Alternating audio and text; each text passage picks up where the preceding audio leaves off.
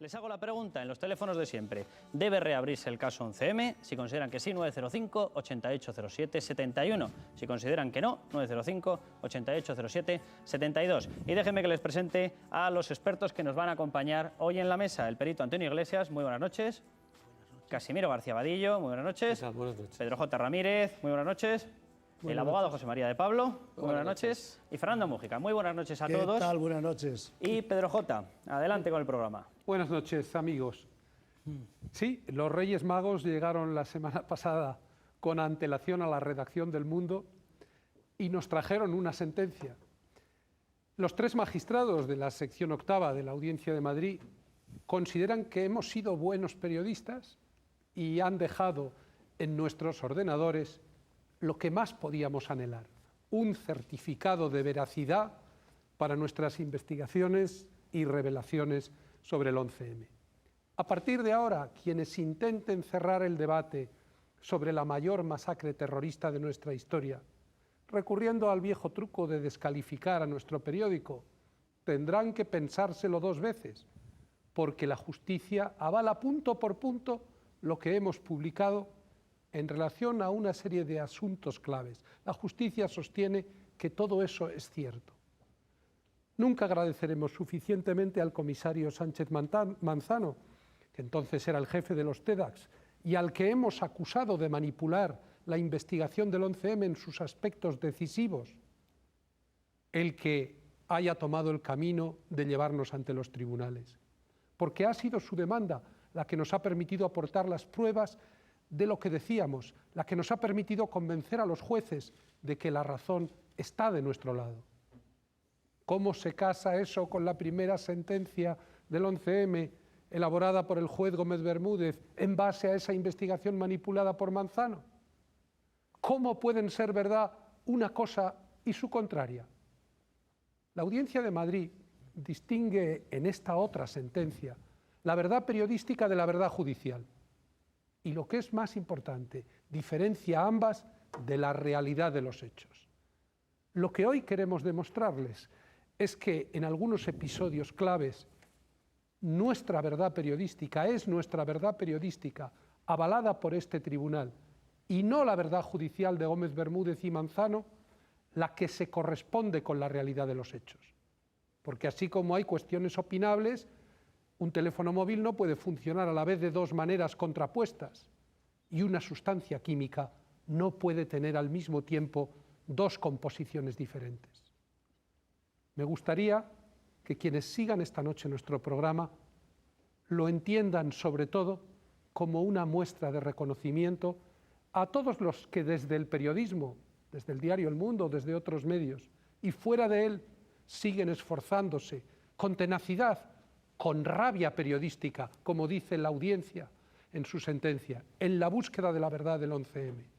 Y sobre todo, que lo entiendan como un tributo a la memoria de esas 192 víctimas con las que la sociedad española sigue teniendo una deuda pendiente.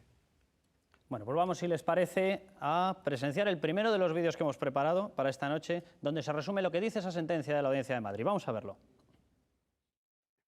La nueva sentencia vuelve a dar la razón al mundo en su búsqueda de la verdad sobre lo acontecido el 11M. El jefe de los TEDx, Juan Jesús Sánchez Manzano, se querelló contra El Mundo entendiendo que este periódico dañaba su honor y profesionalidad.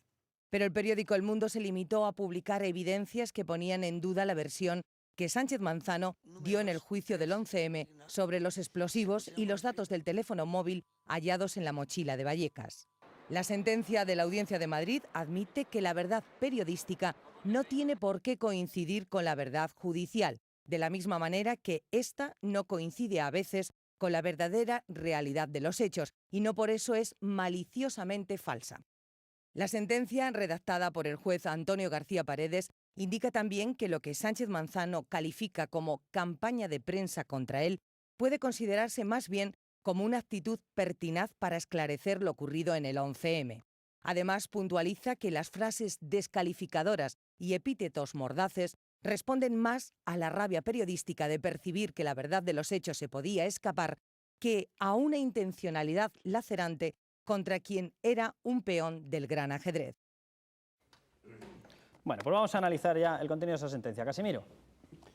Bueno, como bien decía Pedro J. Ramírez, para nosotros esa sentencia es muy importante. Ya había una sentencia previa, en primera instancia, que nos daba la razón, pero ahora es una sala de la Audiencia Provincial la que incide, yo creo que todavía con mayor contundencia, en que los hechos publicados por El Mundo son ciertos. Yo la verdad tengo que reconocer que he dormido bien desde que hice estas informaciones, es decir, que yo no tenía ningún miedo porque las informaciones no fueran veraces, entre otras cosas porque todo el mundo tiene que saber que a los que seguimos esa información, quien nos daba los datos, quien nos daba las noticias, eran policías, eran TEDAS, eran inspectores de la Policía Científica, eran personas muy relevantes de la Comisaría General de Información, porque en todo lo que ha sido la investigación del 11M ha habido muchos miembros de las fuerzas y cuerpos de seguridad del Estado que han sido honestos con su trabajo, que lo han hecho bien y que se han apoyado en nosotros para que se conocieran datos que de otra forma no se podrían haber conocido.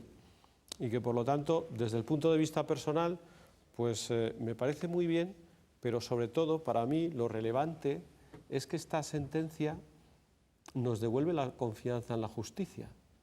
Es decir, después de lo que ocurrió en la sentencia sobre el 11M, donde el gobierno puso toda la carne en el asador para empatar el partido, porque no lo podía ganar, pero lo empató, y esa especie de decepción que se generó en muchísima gente que honestamente creía que se le estaba engañando, el que ahora dos instancias judiciales nos den la razón y digan que los hechos que nosotros contamos son ciertos y que por lo tanto están en contradicción con la sentencia de la Audiencia Nacional, es muy, muy relevante. Por eso yo quiero dejar muy claro que para mí lo más importante es que reafirma mi confianza en que la justicia funciona y en que debemos de seguir confiando en la justicia de aquí en adelante. José María. Pues esta sentencia, decía Casimiro, que era, bueno, ha visto como un refrendo, ¿no?, a la labor periodística de un periódico, del diario El Mundo, pero yo iría más allá, porque también es un refrendo hacia un grupo de víctimas. Un grupo de víctimas del 11M que no se ha conformado con la versión oficial de los atentados, que han querido investigar, que fueron ninguneadas durante el juicio y en muchos casos me atrevería a decir discriminadas, incluso precisamente por ese empeño en seguir adelante en la búsqueda de la verdad. Y es que esta sentencia declara probados muchos hechos que coinciden con los hechos de la querella criminal que la Asociación de Ayuda a las Víctimas del 11M puso contra el señor Sánchez Manzano. Y por lo tanto es un refrendo también hacia esa acción penal que llevan a cabo las víctimas como contra el señor Sánchez Manzano, y es un refrendo que yo creo que será un buen punto de partida también para llegar a esa verdad y sobre todo para esclarecer, yo creo que ese punto que es ahora mismo el que más nos preocupa, qué ocurrió con esas muestras de los explosivos que desaparecieron y que impidieron investigar el cuerpo del delito, y esta sentencia da por probada la desaparición de esas muestras, etcétera. Yo creo que será una buena prueba incluso y una buena base para seguir avanzando también en ese procedimiento penal. Bueno, pues vamos, si les parece, a dejar que intervenga el público. Adelante, por favor. Buenas noches. Me llamo Ángel López González. La pregunta mía va orientada a lo siguiente. Acérquese un poquito más el micrófono, por favor. Gracias. ¿Qué trabas han encontrado ustedes durante la investigación del 11M? Y después, por otro lado, hasta ahora han echado en falta la ayuda de los partidos políticos, especialmente sus más representantes dirigentes. Bueno, lo que está claro es que los estamentos políticos no han buscado, no han cumplido con su obligación de buscar la verdad de lo que ocurrió en la masacre de los trenes de Madrid. La comisión parlamentaria fue una farsa, se cerró en falso, deprisa y corriendo. Solamente muy pocos, contadas excepciones, se salvan de lo que tendría que ser una descalificación del estamento del legislativo. Pues si quitamos a Eduardo Zaplana, a Jaime Ignacio del Burgo, a Vicente Martínez Pujalte y, por lo menos por la meticulosidad con la que se tomó la tarea a Jordi Jané, pues realmente muy pocas personas más se puede decir que intentaron encontrar la verdad de lo sucedido. Y luego, el procedimiento judicial es el que generó la enorme frustración en la sociedad, porque primero por la incompetencia del juez instructor, un hombre absolutamente desbordado, Juan del Olmo, por la envergadura del sumario, un hombre pues que ni física ni emocionalmente estaba capacitado para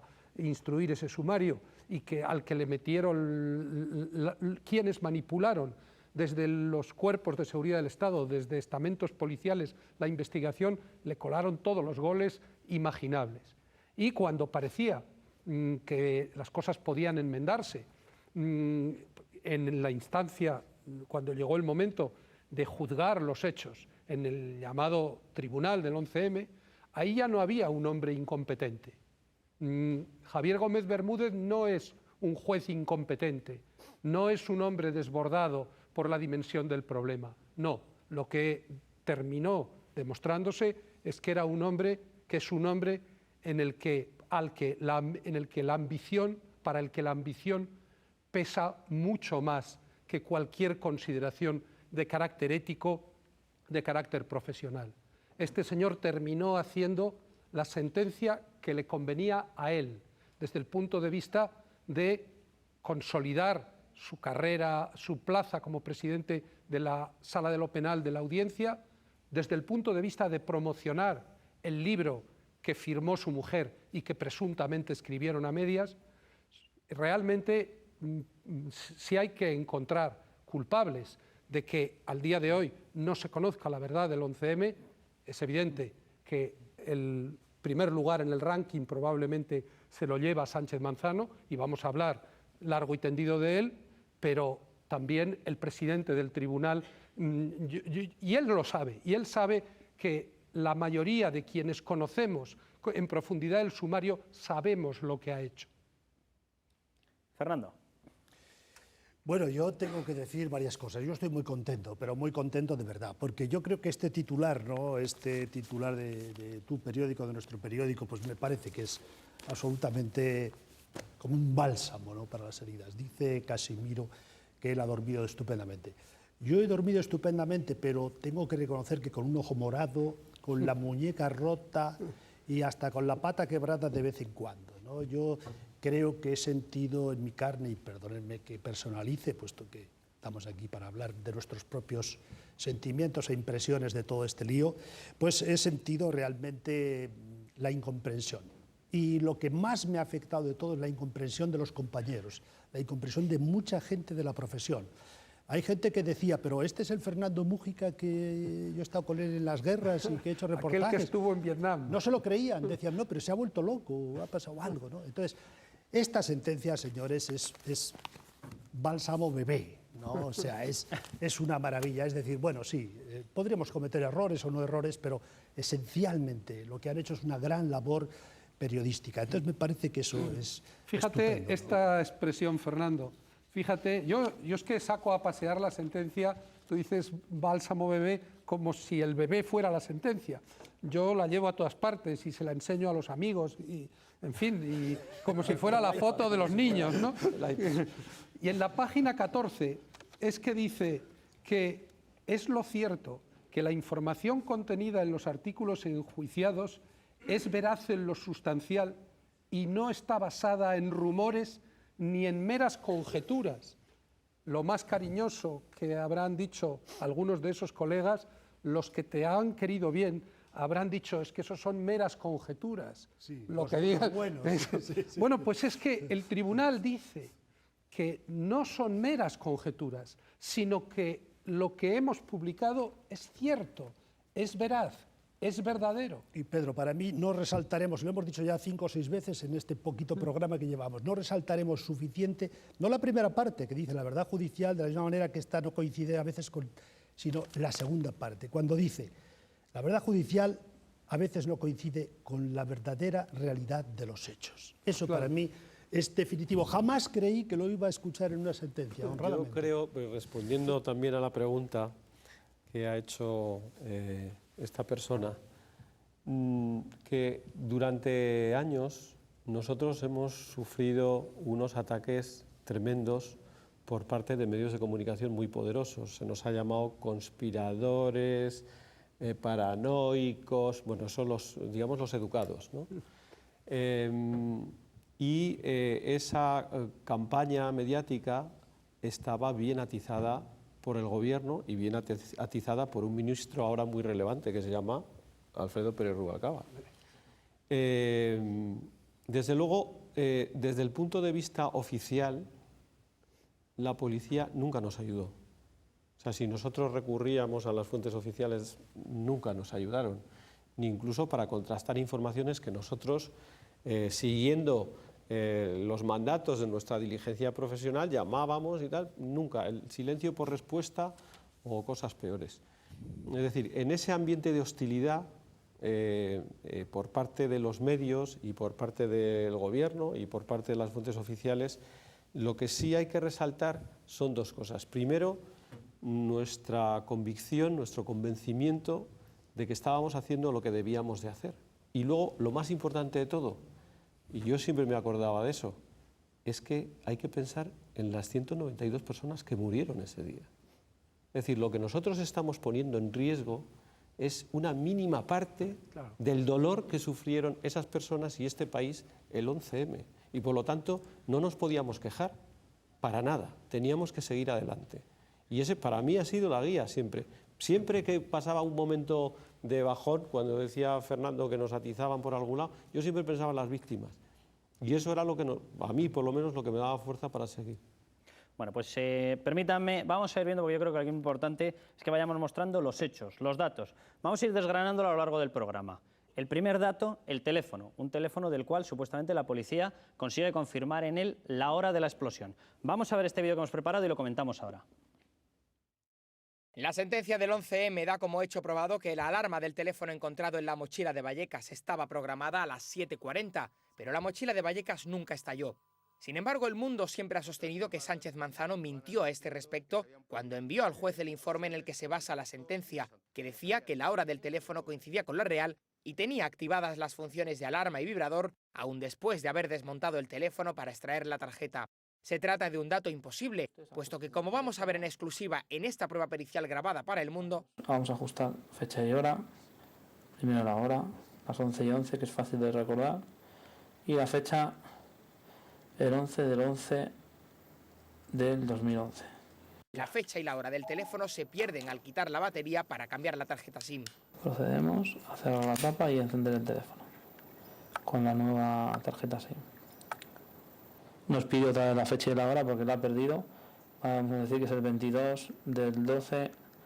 En este momento ya, al pedirte la nueva fecha, de hecho, partió de una fecha que era el 1 de enero del 2001, ya ha perdido la fecha y ahora aquí demostramos que hemos perdido la hora. La sentencia alaba la labor de investigación y aproximación a la verdad de El Mundo, resaltando de nuevo la verdad periodística. Casimiro. Hay que precisar Pedro. que ese fragmento que acaban de ver los espectadores, yo lo acabo de ver también hoy por primera vez, porque esa prueba pericial fue aportada por nuestros representantes legales al procedimiento que abrió Sánchez Manzano contra nosotros. Y fue esa prueba la que le convenció a la juez de primera instancia, a la juez Lledó, la que firmó la primera sentencia, de que lo que nosotros decíamos era la verdad, que ese teléfono no podía reflejar las 7:40, y Casimiro hizo esa información y hizo esa investigación con mucho detalle. Al final, los teléfonos, como he dicho antes, no pueden funcionar a la vez de dos maneras. O la verdad periodística es la que coincide con la realidad de los hechos en este punto, o es la verdad judicial. Y yo creo que las cosas están muy claras. Casimiro, ¿cuál es la relevancia? ¿Qué es lo que se sacó de ese teléfono? Vamos a ver, yo creo que conviene hacer un poco de memoria porque ha pasado quizá mucho tiempo y mucha gente no sabe tantas cosas como nosotros. de lo que ocurrió el 11M. En el 11M hay algo fundamental. Hay una cosa fundamental y una persona fundamental. La cosa fundamental es la mochila de Vallecas y el hombre fundamental es Sánchez Manzano. Sin esa mochila no se hubiera detenido a Jamal Zougam, no se hubiera llegado a la casa de Morata, no se hubieran hecho las detenciones que luego sirvieron de justificación para decir que era un atentado islamista justamente unas horas antes de unas elecciones generales, etcétera. Es decir, la mochila es la prueba clave de todo esto, porque ahí está el explosivo y ahí está el teléfono a través del cual se llega a todos los implicados en este atentado. ¿Cómo llega la mochila a la comisaría de Vallecas?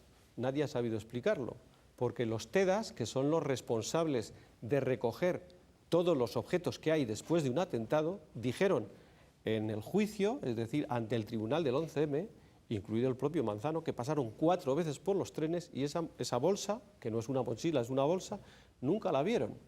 Pero es que el responsable de la custodia, el policía que fue responsable de la custodia de los objetos, dice que nunca la vio.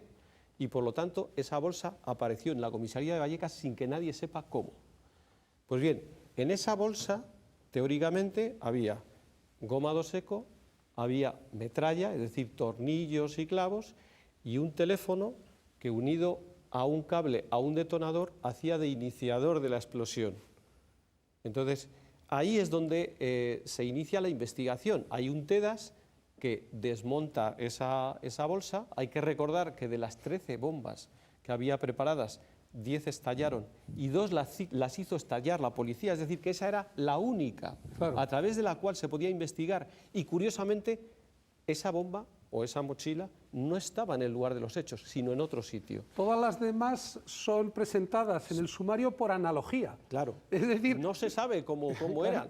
La única referencia es esa que había bolsa. esa, y bueno, se supone que las demás debían ser iguales. Pues esa bolsa que llega en esas extrañas circunstancias a la comisaría de Vallecas, después se sabe, por medio de las radiografías que hacen los propios TEDAS, que los cables que unen al teléfono con el detonador están desconectados. Vamos a ver esa radiografía, Casimiro, si te parece, porque la tenemos ahí preparada, y vamos a ver si se puede marcar precisamente la zona en la que está desconectado el cable, de forma que se ve que ahí lo estamos acercando con el zoom, en el que se puede apreciar que el cable no estaba conectado.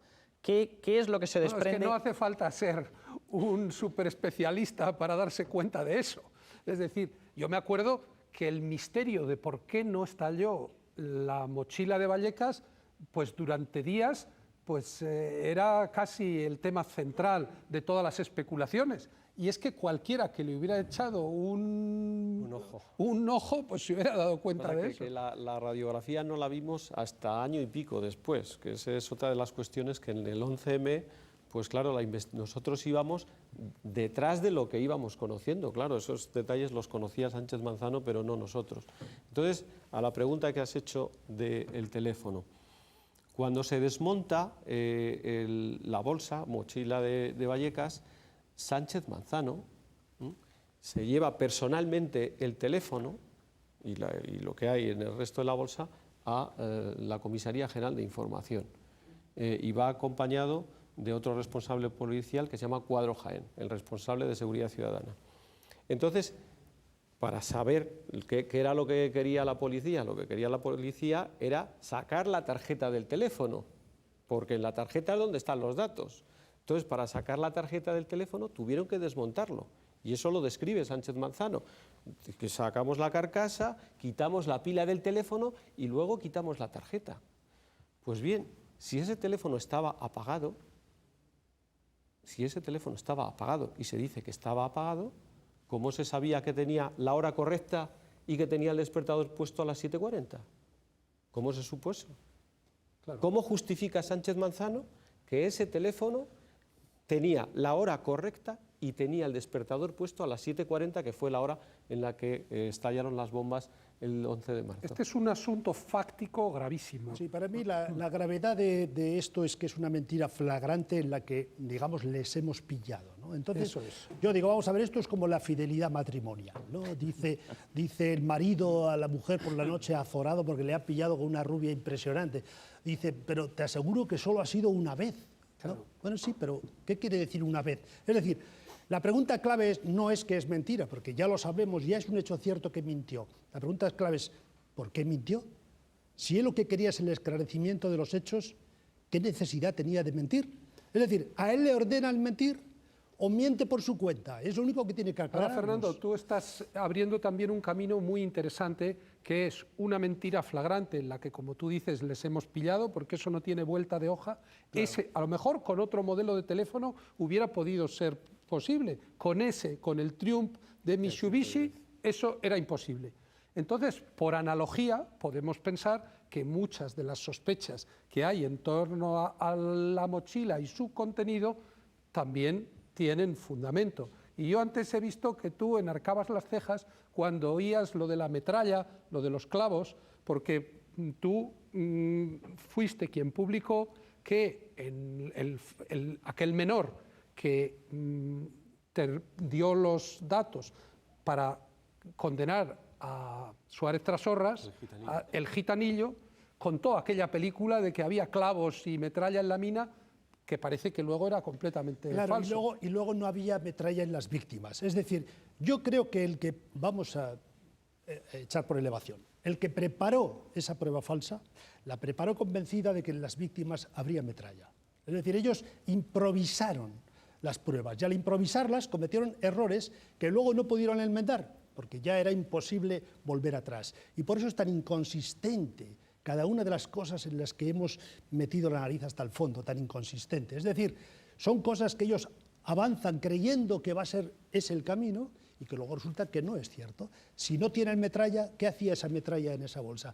¿O es que en las 12 no iba a haber metralla y en esa sí? Parece un poco absurdo y ridículo, ¿no? Claro, le ocultan al juez que se inventan lo de la hora, la coincidencia con la hora en la que estallaron las demás bombas, y ocultan al juez que si no estalló es porque estaba preparada para que no estallara, porque los cables estaban sueltos. Y si vieron que estaban sueltos, ¿por qué tanta pamema de aquella noche y las precauciones y lo lleva a un parque? Y no se lo cuentan al juez hasta meses después, cuando no tienen más remedio. Un inspector que estaba presente dijo que solo se desmontó porque el señor Jaén dijo, por mis cojones, perdón, si dijo eso, dijo, por mis cojones esto no se va a explosionar. Claro, es que si se hubiera explosionado, no habría teléfono ni habría nada. Es decir, alguien tenía que decir, esto no se explosiona porque aquí vamos a encontrar el teléfono. Esa es un poco la... José María. Luego, de todas maneras, hay un dato muy pequeño que quizás no ha caído mucha gente, ¿no? y tampoco se ha hablado mucho, pero lo que se dice de este teléfono es que estaba programado a las 7:40. Prácticamente todas las bombas estallaron a las 7:38. Son 2 minutos cuando se desactiva supuestamente la mochila de Vallecas, que como hemos visto en la radiografía ya venía de fábrica desactivada.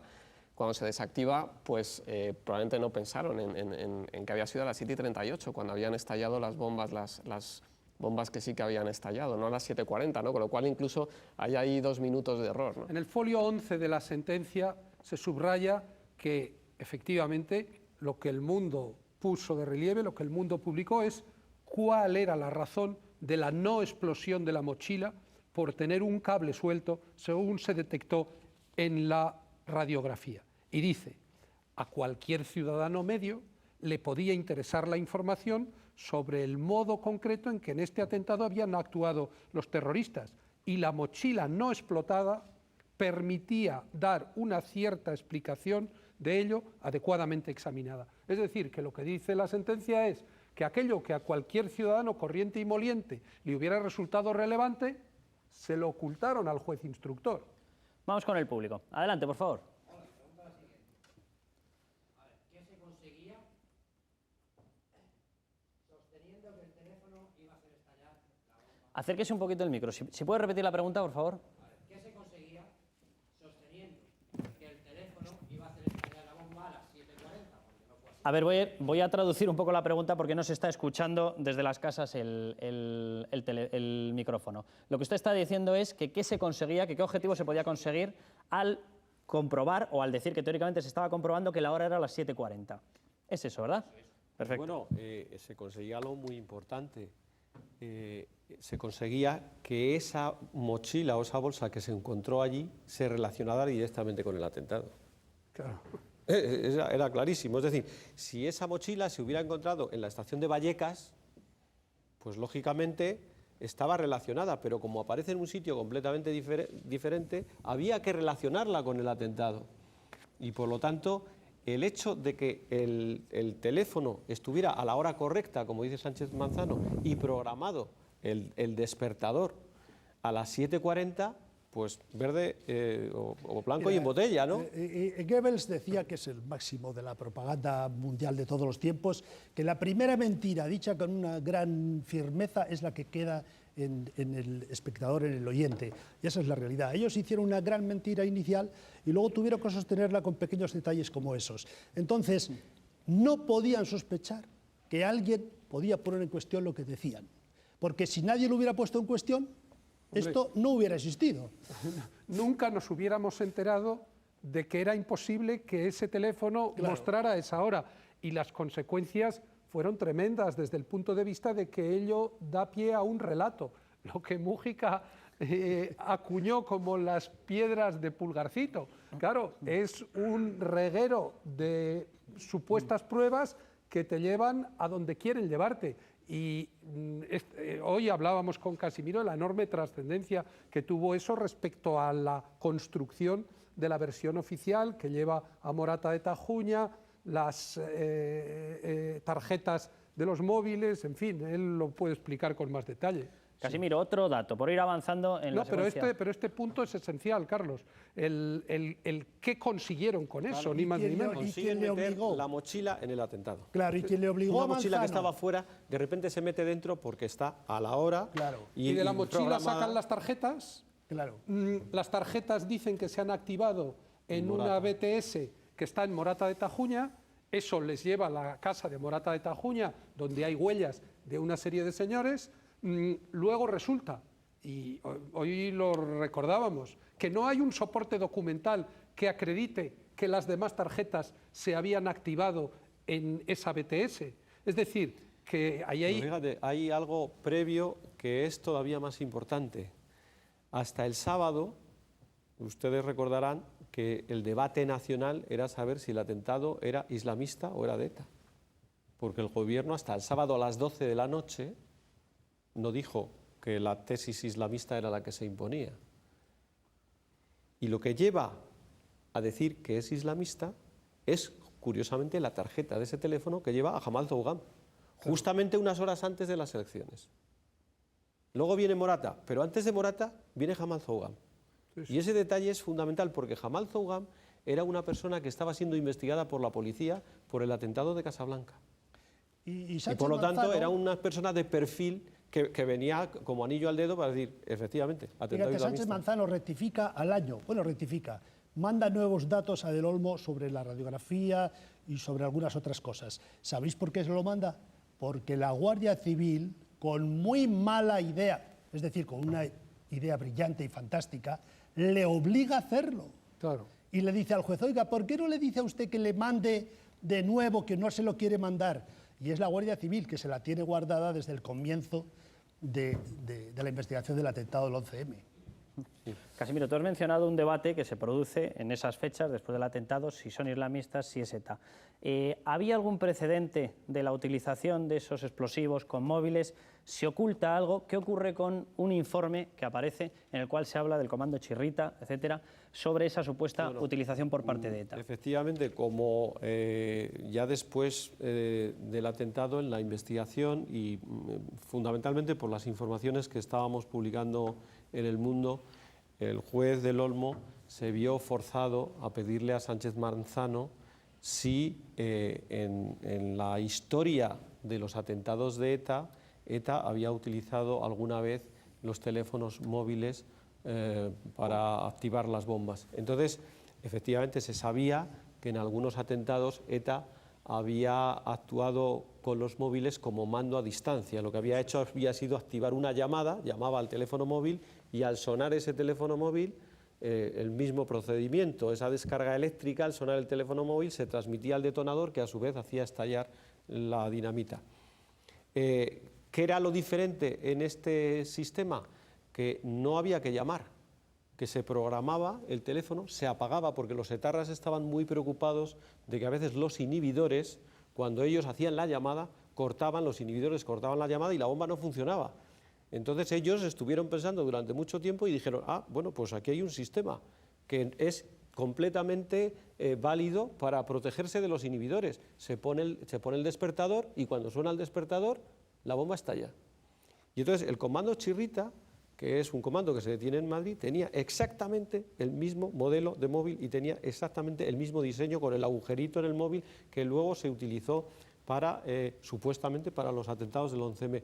Pues ese dato Sánchez Manzano lo ocultó al juez y dijo que no había precedentes, que ETA nunca había utilizado Entonces los móviles nuestros como los abogados atentados. pidieron en el procedimiento judicial iniciado por Sánchez Manzano que se oficiara a la Dirección General de la Policía para ver si era verdad o no que había existido documentación que existe documentación que acredita que al comando etarra chirrita se le había intervenido un móvil de esas características preparado de esa manera.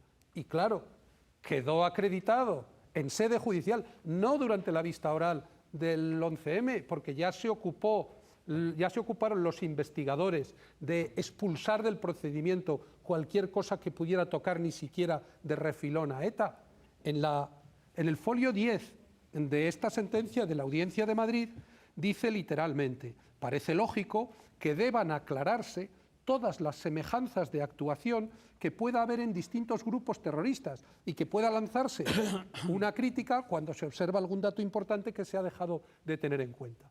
Es que esto que es lo natural, lo lógico, el buscar las semejanzas, es exactamente lo contrario de la pauta contraria de la que marcó la investigación del 11M.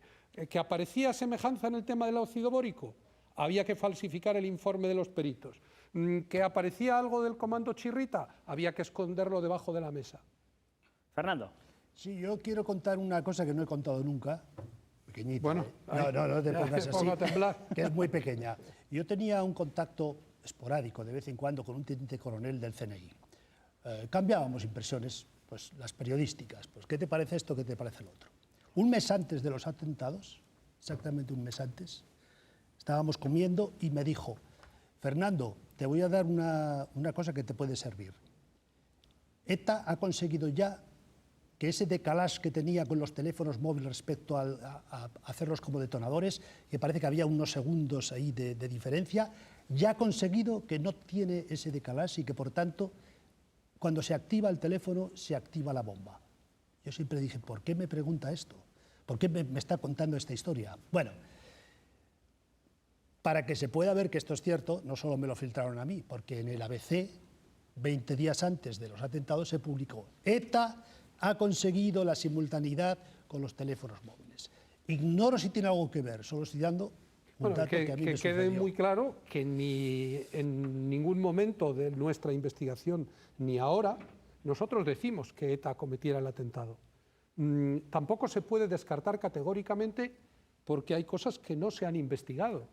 Y ahí está, por ejemplo, la historia tan enigmática de las personas que estuvieron en la casa de Morata de Tajuña en los días inmediatamente anteriores al momento en el que se produjo el montaje de las bombas, el ensamblaje de las bombas con los móviles.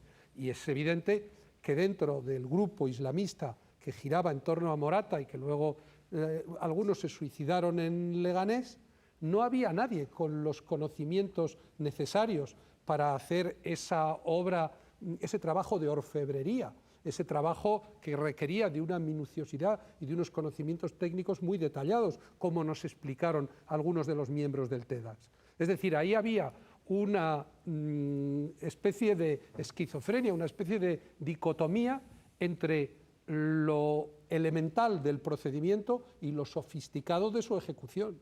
Bueno, pues vamos, si les parece, al público y ahora te doy la palabra, José María. Adelante, por favor. Sí, soy Jorge Juan Morante y visto lo visto, me parece que la sentencia del 11M fue algo chapucera y quería preguntar qué responsabilidad tendrían el juez Gómez Bermúdez y el juez del Olmo en la chapuza. Gracias. Bueno, yo he distinguido antes. Creo que la palabra chapuza se le puede aplicar a la instrucción del juez del Olmo. Entre otras cosas, un señor que permite la destrucción de la prueba material, y no una prueba pequeña, nada menos que los enormes vagones de los trenes.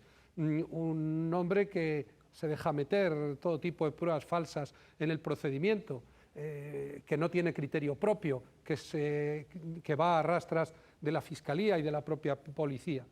Yo creo que la expresión chapuza es muy correcta para hablar de Juan del Olmo. José María. Yo creo que en el caso de Gómez Bermúdez es mucho peor. El juez del Olmo evidentemente fue manejado por la policía, entiendo. Y antes salía el tema de ETA y bueno, se puede afirmar o no se puede afirmar que ETA tenga relación con los atentados. Yo no lo sé, yo creo que nadie sabe ahora mismo si ETA tiene o no tiene relación con los atentados porque no se ha podido investigar. Y hablábamos del informe del Comando Chirrita que se oculta al sumario del 11M, pero yo creo que hay un caso paradigmático que es el de Abdelkrim Ben Smail, que es el islamista al que se le practica un registro en su celda y se le encuentran ejemplares del Gara, se le encuentra la fórmula de la cloratita que utiliza ETA y se le encuentran los teléfonos de algunos miembros de ETA.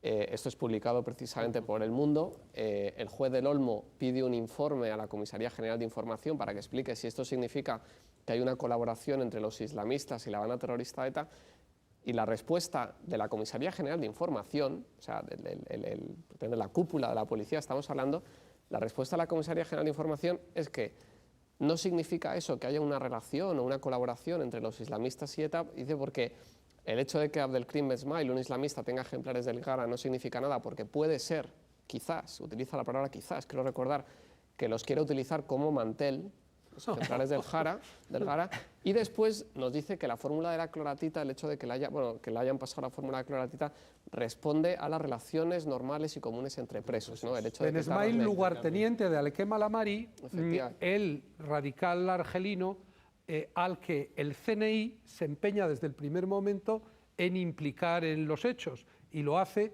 colocando el coche Skoda Fabia en el lugar en la estación de Alcalá, en el lugar desde el que partieron supuestamente los terroristas, solo que lo coloca varios días después de que hubieran sucedido los hechos, o varios meses, es verdad, sí, varios meses. Sí. Casimiro.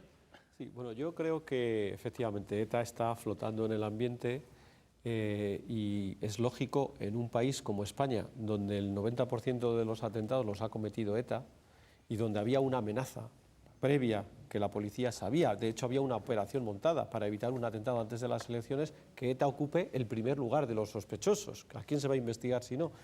Pero lo que sí que se puede decir es que la policía durante la investigación se ocupó fundamentalmente de apartar de la investigación todo lo que tuviera que ver con ETA. Precisamente, ¿por qué? Porque lo que dio el triunfo al Partido Socialista fue que el atentado era islamista y no de ETA. Una publicidad de solo 4 minutos, volvemos enseguida y continuamos con los explosivos, con el 11M.